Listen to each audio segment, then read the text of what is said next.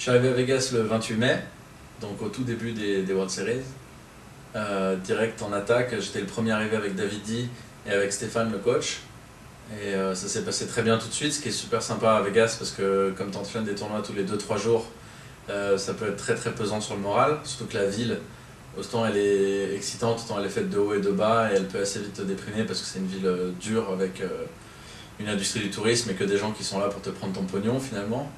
Donc là tout de suite je me suis mis un peu à l'abri des émotions.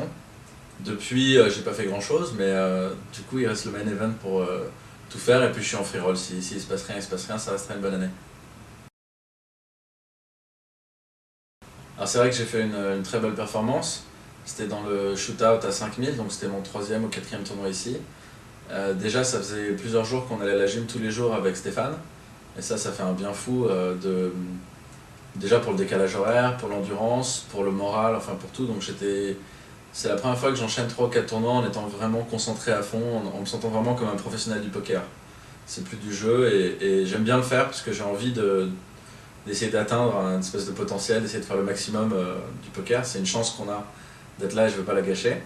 Et le shootout, effectivement, c'était une grande fierté parce que c'était un des tournois les plus durs auxquels j'ai jamais participé. Donc le principe du shootout, pour ceux qui ne le connaissent pas, c'est que c'est des tables à 10 joueurs et seul le premier joueur de la table passe au tour suivant avec 10 nouveaux joueurs. C'est-à-dire qu'on joue à 8, puis à 7, puis à 6, jusqu'à ce qu'il n'en reste plus qu'un. Donc ça demande de bien savoir jouer en short-handed, c'est-à-dire un peu de joueurs à la table, ça demande de bien savoir jouer en 1 contre 1, et puis le prix d'inscription était de 5000 $, et c'est toujours un des tournois où il y a les plus coriaces qui viennent.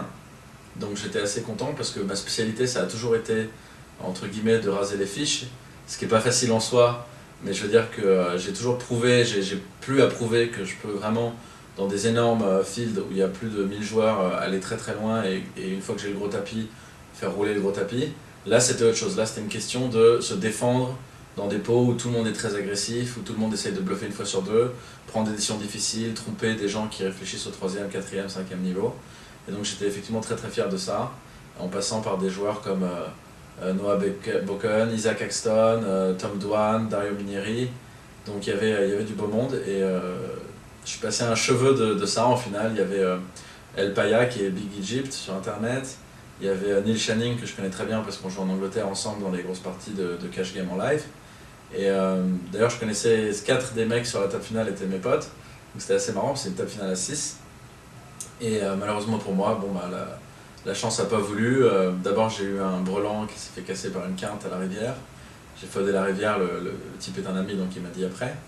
Et puis ensuite il y a eu une grosse paire de valets contre une paire de 8, un coup pour 30% des jetons. C'est la vie, mais bon je pense qu'il faut, c'est important au poker de voir ce qu'on a réussi et puis pas tout de suite, je me mets pas trop la pression avec faire un bracelet, faire un titre, parce que si on est content que quand on gagne, on n'aura pas content souvent. Donc là je prends 90 000 $ et quelques. Je confirme, c'est ma deuxième table finale à WSOP, j'en ai fait une à l'EPT, enfin au Grand Prix de Paris qui n'était pas un WPT à l'époque.